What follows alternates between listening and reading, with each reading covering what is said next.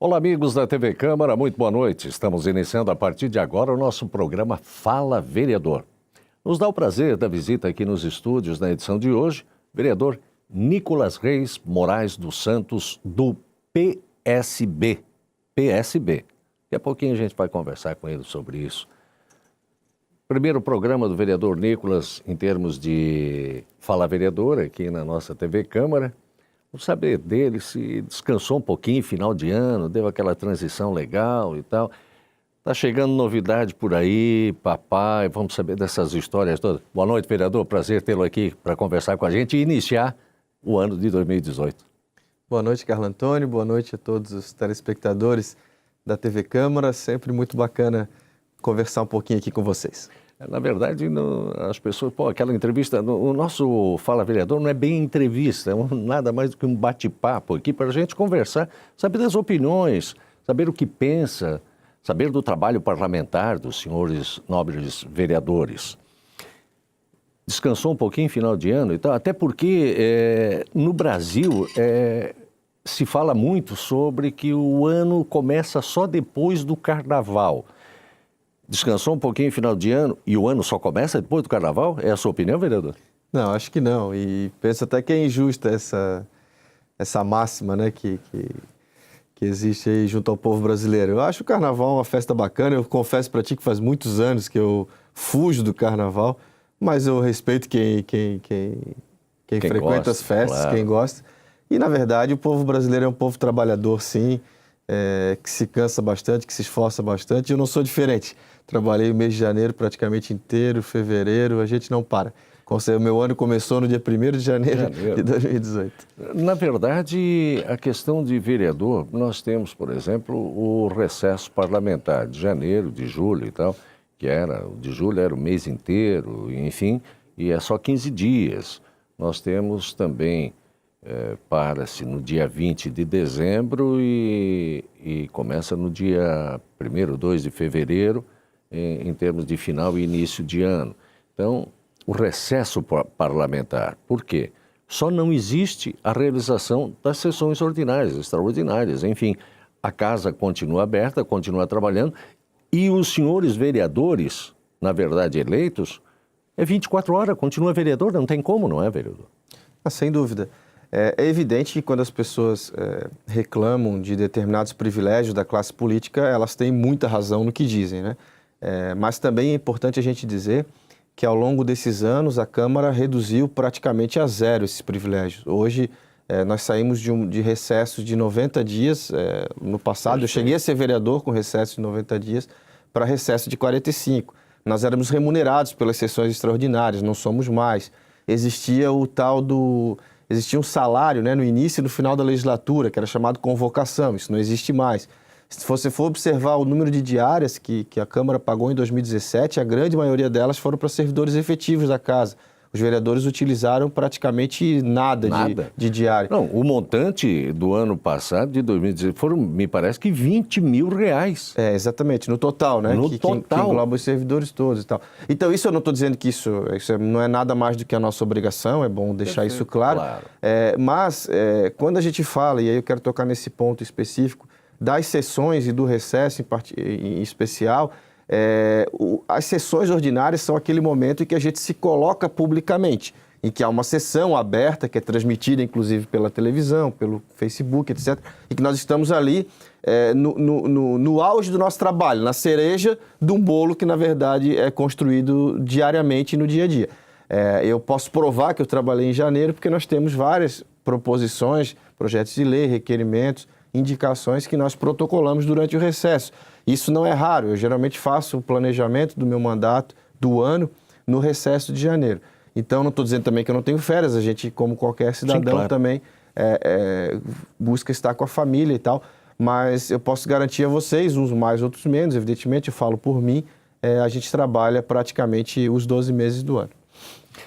O senhor elencou, como homem de planejamento que prioridades para 2018 ou o senhor vai seguir com o trabalho com relação às demandas do dia a dia que acontece? Existem prioridades para esse 2018, vereador? Sem dúvida.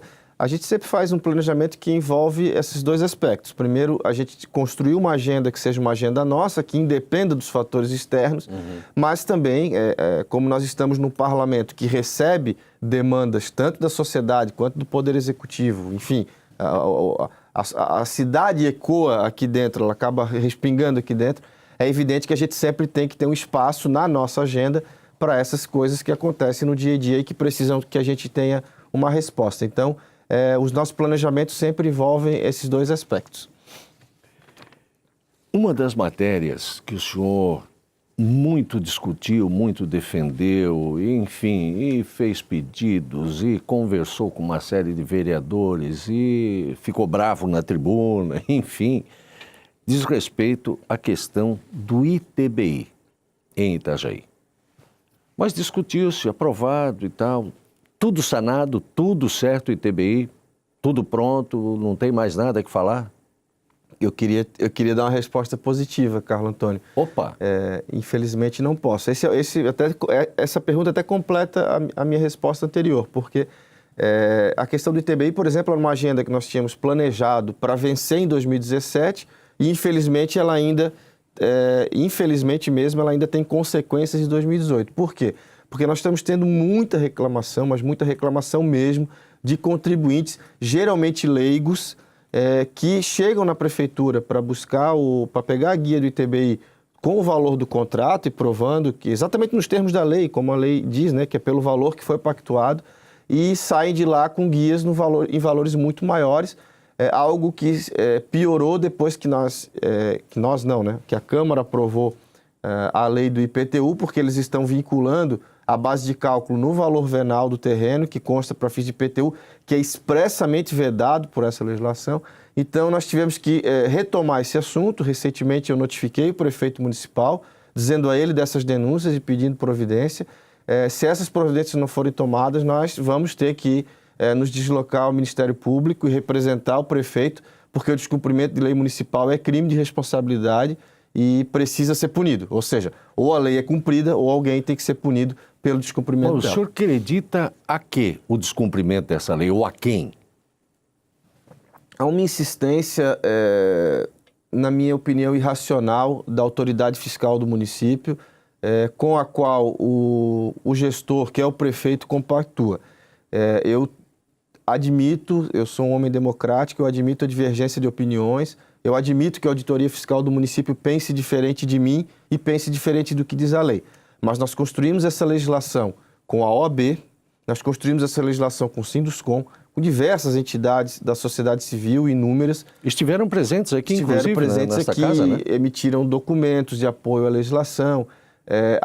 Uma delas, inclusive, foi construída dentro da Comissão de Direito Tributário da Ordem dos Advogados do Brasil, ou seja, foi uma legislação que veio tecnicamente já com um selo, né, de tecnicamente compatível com a realidade, enfim. Então, a auditoria fiscal precisa cumprir a lei. Eu tenho que tomar o cuidado de não, quando eu colocar auditoria fiscal, não generalizar, porque eu sei que tem auditores lá que estão respeitando a legislação, mas as denúncias que vêm para a gente é que parte deles, infelizmente, ainda insiste em atribuir uma base de cálculo maior do que aquela que foi efetivamente pactuada, contrariando a legislação. Respondendo a pergunta objetivamente, eu acho que é da cultura deles, e eu repito, eu respeito a opinião. Mas lei é lei, tem que ser cumprida, e nós vamos lutar até o fim para que essa legislação tenha os seus efeitos concretos realizados, porque isso é justiça tributária. Eu acho muito injusto, Carlos Antônio, muito injusto, que o cidadão, seja ele rico ou pobre, que compre um imóvel, seja taxado, seja tributado num valor maior do que aquele que é o valor justo. Eu acho isso um absurdo, eu acho isso de uma insegurança jurídica que pode prejudicar, inclusive, todo o mercado imobiliário da cidade. Enfim, as consequências, na minha opinião, são as piores. Então, é por essa razão só que a gente luta e vai lutar até o fim pela aplicabilidade dessa legislação. Me parece que vai render ainda esse assunto aí, infelizmente. E tal. Quando o senhor fala no cumprimento da lei, gente, lei não se discute, se cumpre, não é? Exatamente. Bem, uma outra situação, o senhor também é presidente da Comissão dos Trabalhos aqui com relação à Inova Anfra e tal. Vamos falar um pouquinho no próximo bloco, pode ser? Claro. O senhor me dá licença um instante, então. O senhor e a senhora que está conosco também, muito obrigado pela sintonia com o nosso Fala Vereador de hoje aqui na TV Câmara. O vereador Nicolas Reis Moraes dos Santos, do PSB, que nós também vamos falar sobre isso daqui a pouquinho. Um instante só. A gente já volta. Até já.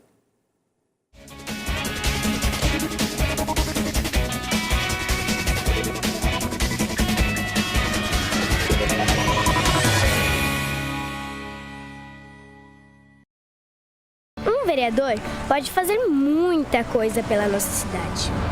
Ele cria projetos e aprova com os outros vereadores, além de fiscalizar a administração do prefeito. E o mais importante, agir como porta-voz do povo, pensando no futuro de Itajaí. Agora, cabe a você ver o que o seu vereador está fazendo. Afinal, a mudança vem com a sua participação, ou melhor, com a nossa. Câmara de Vereadores de Itajaí.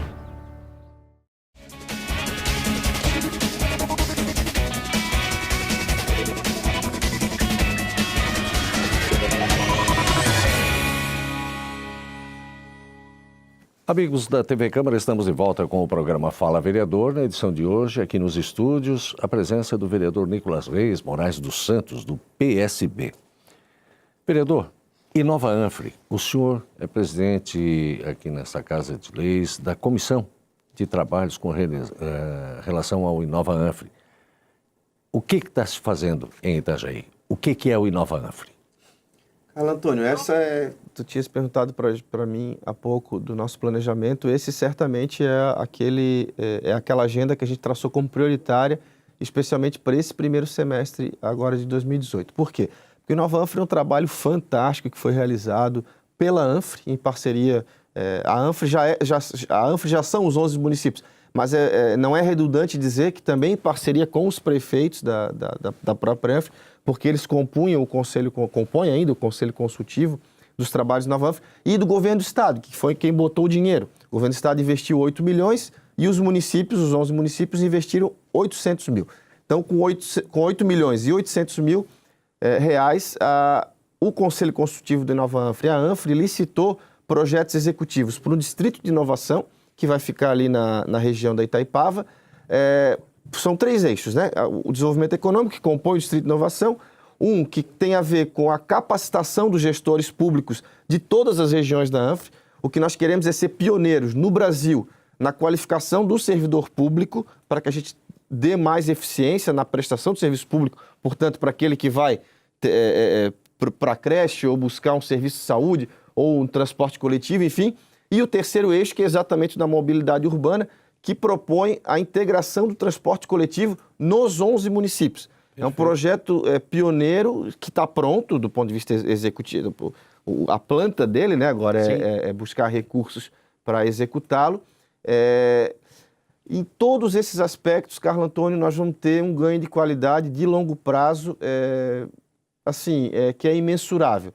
No Distrito de Inovação, nós vamos ter ali um local que nada mais é do que um distrito industrial, só que com indústrias limpas e, portanto, com empregos muito bem remunerados, de alta qualidade, com processo, já está quase pronto. Quem for lá vai ver o prédio do Centro de Inovação, que inclusive a TV Câmara fez matéria, que está quase pronto, onde vai estar ali Sebrae, bancos de fomento, universidades, tanto a Universidade Federal de Santa Catarina quanto a Univale, incubadoras, enfim, um monte de gente dizendo assim: venham para cá que a gente quer ajudar vocês a empreender, a fazer negócios que gerem,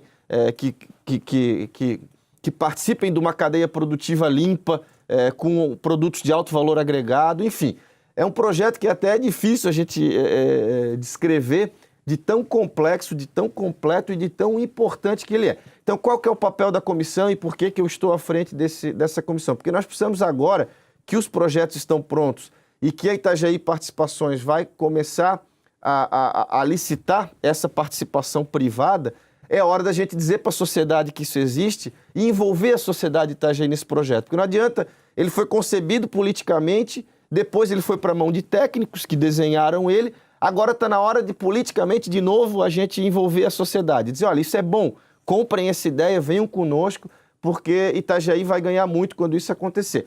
Dá para fazer um paralelo com a Volvo Ocean Race, né? Lembra quando as pessoas diziam que era uma ilusão a gente acreditar que ia trazer a maior regata do mundo para Itajaí. A Fórmula 1 dos mares. A Fórmula 1, porque tem Rio de Janeiro, tem Búzios, tem Salvador, não sei o quê. Por que eles iam querer vir para Itajaí? Alguém sonhou com isso, esse alguém foi o Paulinho Bornhausen, sonhou, insistiu, e hoje ela é uma realidade que mais uma edição vai acontecer em Itajaí. De novo, nós vamos ser uma vitrine para o Brasil. Depois da Volvo, nós construímos uma marina, nós ampliamos a quantidade de estaleiros, de serviços relacionados à atividade náutica.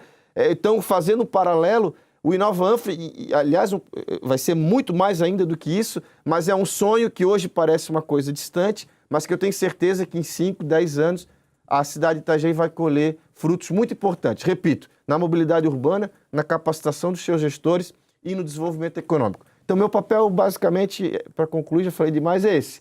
Tentar fazer com que a sociedade se envolva nesse projeto tão bacana. Não, nada melhor do que o senhor como um vereador e que representa essa Casa de Leis, que é nada mais, nada menos do que todos os senhores vereadores investidos do voto como representantes de cada um dos itajaienses. E tem que ter a participação, né? Porque por muitas vezes nessa cidade tem...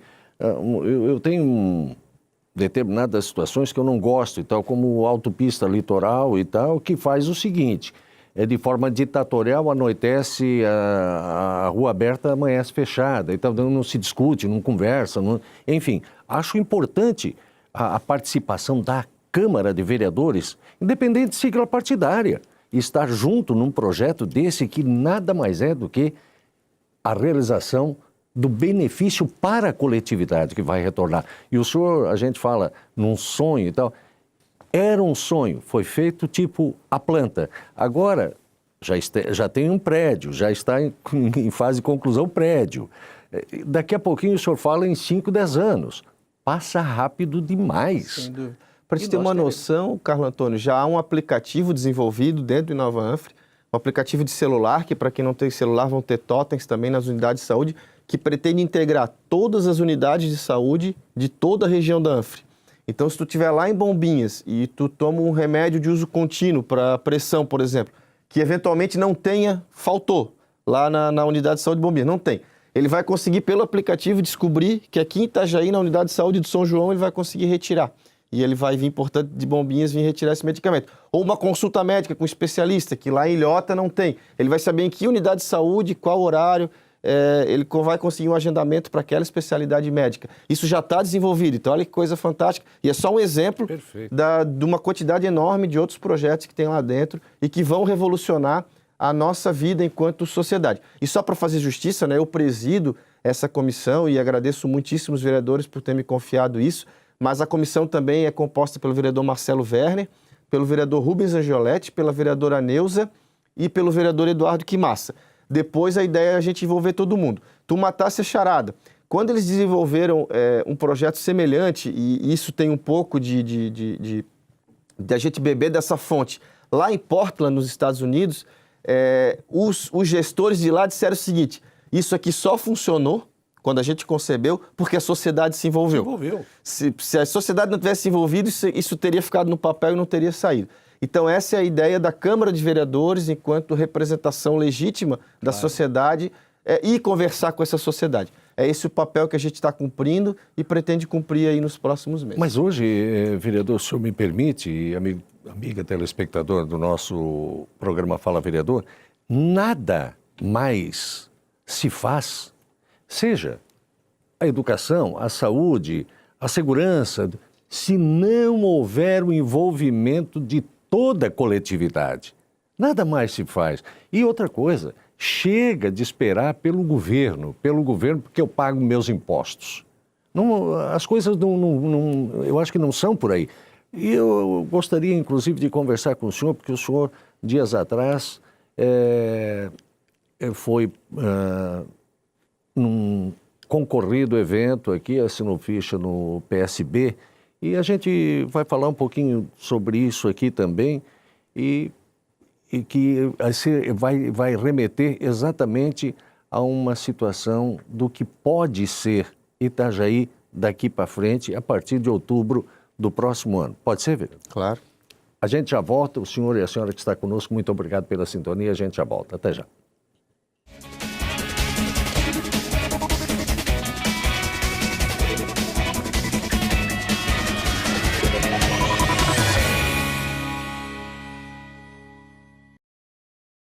vereador pode fazer muita coisa pela nossa cidade.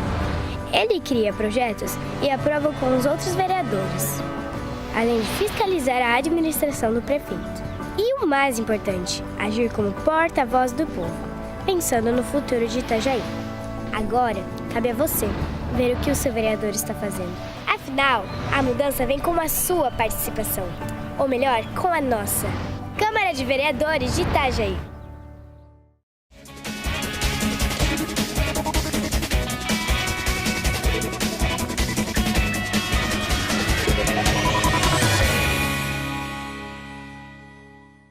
Amigos da TV Câmara, estamos de volta com o programa Fala Vereador. Na edição de hoje, vereador Nicolas Reis Moraes dos Santos, do PSB. Vereador, continuando nesse viés um pouco de política, um pouco do seu trabalho parlamentar, enfim, o senhor integra a partir da última semana o PSB, em evento concorrido aqui nesta Casa de Leis. O seu nome poderá ser um dos nomes da sigla disponibilizado para concorrer a uma cadeira na Assembleia Legislativa, vereador? Carlos Antônio, é cedo e não é para responder isso, né? É cedo no sentido de que eu acabo de entrar no partido e, evidentemente, que eu preciso respeitar eventuais vontades que existam lá dentro, né? Até onde eu sei, o PSB incorpora a minha adesão com entusiasmo, inclusive, de uma eventual candidatura a deputado. Mas eu preciso compreender isso melhor, eu estou chegando agora, e eu preciso ter essa humildade de conversar mais, já tenho conversado, mas mais ainda com os líderes do partido, porque, sem dúvida, lá dentro tem muita gente com tantas condições, ou melhores condições até do que eu, para disputar uma cadeira. Nós estamos falando da ex-vice-prefeita Dalva, do vereador Rubens Angioletti, que vem fazendo um trabalho excepcional aqui na Câmara, o ex-presidente da Câmara, o Luiz Carlos Pissetti, o ex-superintendente da Semasa, o Flavinho, o ex-superintendente do Porto, o Antônio Aires, ou seja, lá tem um monte de gente boa que tem condições de lançar candidatura. Agora, lógico, eu sou um cara extremamente inquieto, adoro disputar a eleição, né? Não me importo com perder ou ganhar, porque eu acho que a eleição ela é em si um elemento importante da vida democrática de um país. Então, eu tenho opiniões muito fortes e gosto de colocar essas opiniões para as pessoas. Se elas gostarem e votar em mim, me eleger, ótimo. Se não gostarem, que pena, vou insistir numa próxima vez. Então, eu vou colocar o meu nome, certamente, como pré-candidato na primeira oportunidade que isso for me permitido. Acho que o momento é um momento bom para construir uma candidatura a deputado estadual ou federal. Eu preferiria, a princípio, a estadual. Mas eu penso que eu preciso ainda cumprir esse papel, que é quase protocolar, no melhor dos sentidos, de entender essas expectativas do partido. E se tiver que ser candidato, eu preciso ser candidato com a união do partido. E se não for eu, se for outro, também tem que ser com a união. Então, é hora do partido sentar, conversar, mas certamente, se depender de mim, da minha vontade pessoal, eu já sou, né? E serei candidato já sou pré-candidato e serei candidato a deputado estadual a partir de agosto. Vereador, quando chega ao senhor informação de que Itajaí poderá ter candidatos também de várias outras siglas, isso não lhe traz preocupação de que poderemos novamente ficarmos sem representação na Assembleia Legislativa? Eu pergunto isso porque hoje é voz corrente de que poderíamos sair com 8, 10, 12 candidatos e tal. Vamos ficar na estrada de novo, vereador. Eu acho pouco provável nós conseguirmos convencer determinadas pessoas a não serem candidatas. Essa é uma decisão muito subjetiva, muito pessoal, e que, em via de regra, vem de uma pressão partidária de Florianópolis por candidaturas locais. Isso acontece, Carlos Antônio, aqui em Itajaí, acontece em Criciúma, acontece em Blumenau, acontece em Joinville e Chapecó.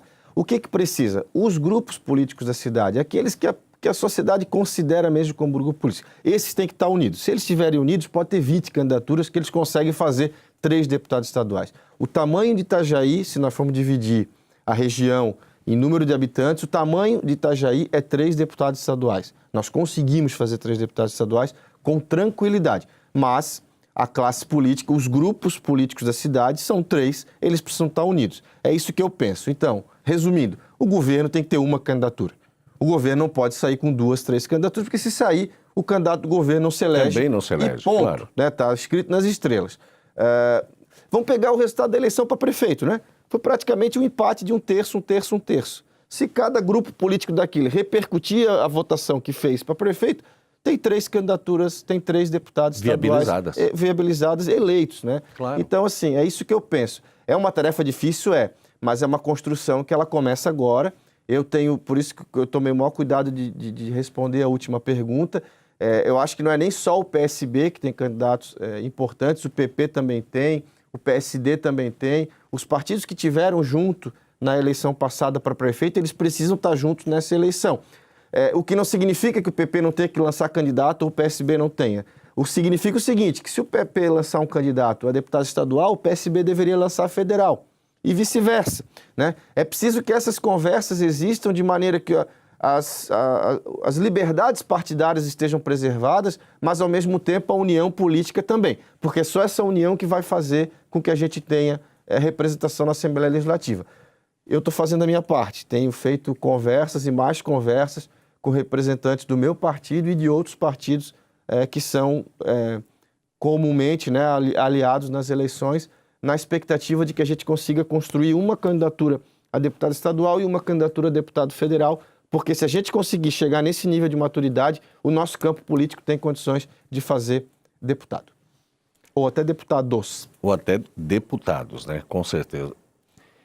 Vereador Nicolas, nós já conversamos várias vezes sobre esse assunto que eu vou tocar agora, fora aqui das câmeras. Então, eu gostaria de que o senhor dissesse aos nossos telespectadores a sua opinião, o que o senhor pensa a respeito. Porque os nossos municípios, os nossos estados, estão há muitos e põem longos anos nisso, de pires na mão, pedindo uma esmolinha. O que precisa acontecer para que o país tenha um novo pacto federativo e se seria esta a solução para os municípios? Porque a origem do problema é aqui e se busca dinheiro que sai daqui, lá vem o Estado, toma tudo, vem a União, toma tudo do Estado. Afinal de contas, o que tem, o que se pode fazer para isso, vereador? Eu não sei se o senhor concorda com isso, porque o senhor andou escrevendo um livro e nisso no livro o senhor toca nesses assuntos, não é? Sem dúvida. Não, eu defendo que o novo Pacto Federativo ele é fundamental se a gente quiser pensar um país diferente desse que a gente vê hoje. O problema é que a minha opinião é bastante radical. O que eu sempre defendi é um Pacto Federativo muito profundo, profundo ao ponto de nós extinguirmos a figura do Estado da Federação. Porque o Brasil ele não surgiu, ao contrário, por exemplo, dos Estados Unidos, da Alemanha, que é muito, né, na época era dividida em feudos, né, em condados e tal. Não, eu digo antes ainda, na época medieval, a Europa inteira, né? Elas foram se criando, a própria Itália, que foi o último país europeu a se unificar, elas foram criadas a partir de regiões. O Brasil não, o Brasil é uma unidade desde sempre, né?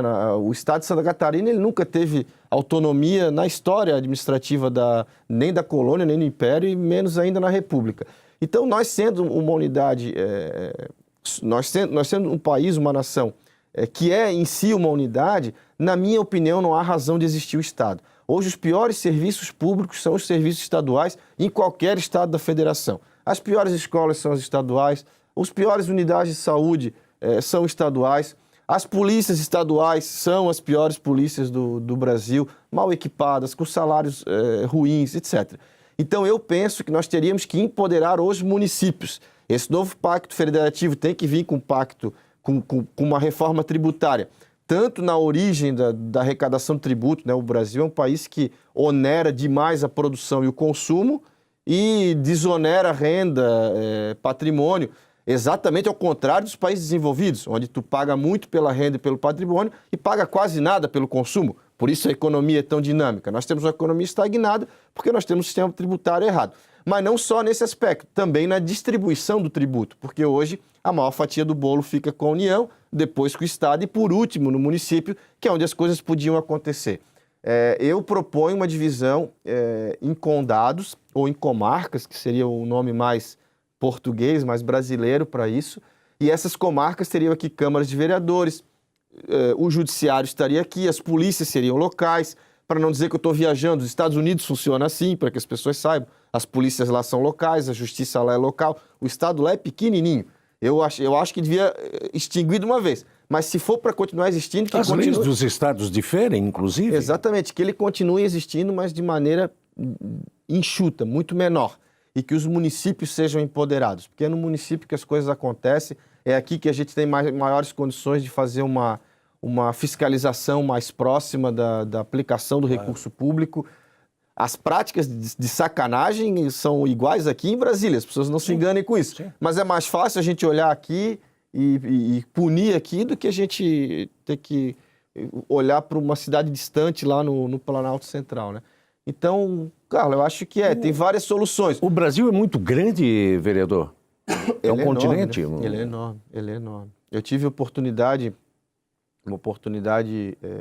ímpar na minha vida, que foi trabalhar dentro do Palácio do Planalto, na coordenação dos fóruns de gestores federais. Então, eu tive a oportunidade de conhecer o país. Eu tive em Macapá, por exemplo, e descobri que Macapá é a única capital brasileira que não tem ligação rodoviária com nenhuma outra capital. Pouca gente sabe disso, né? Tu imagina uma capital, numa federação que não tem, você não consegue chegar de carro de outra capital. Esse é o Brasil, uma coisa imensa, com realidades completamente distintas, né? E que quem comanda é uma instituição centralizada. Não faz o menor sentido para mim isso. A gente precisa distribuir esse poder nas unidades subnacionais. E, na minha opinião, a unidade subnacional que tem que estar preparada para receber isso é o município, não é o Estado. Chegamos ao final do nosso Fala Vereador de hoje. Que pena, é sempre um prazer muito grande conversar com o senhor. Mas, obviamente, através de outros programas, através do jornalismo, vamos dando conta das suas opiniões, do seu trabalho parlamentar aqui pela TV Câmara, aos nossos amigos telespectadores do nosso canal. Desejar saúde, senhor, muita paz, muita energia para esse ano que iniciou a partir de 1º de janeiro e não depois do Carnaval, como o senhor fala, porque nós também estávamos aqui. Então, como as pessoas dizem, essa máxima, e não é, o senhor falou, a partir de 1º de janeiro começa o ano, não tem nada depois do Carnaval, não. Mas, ao senhor e à sua equipe, saúde, paz e muita energia para continuar esse trabalho na busca das coisas melhores para a gente de Itajaí. Antes de a gente encerrar, em meu nome, em nome de do Abelardo, do Samuel, do Bruce aqui, que é roqueiro também, lembrando que o vereador aqui toca uma batera, né, de vez em quando aí. A nossa equipe da TV Câmara gostaria de dizer parabéns ao senhor, à senhora, sua esposa, toda a sua família.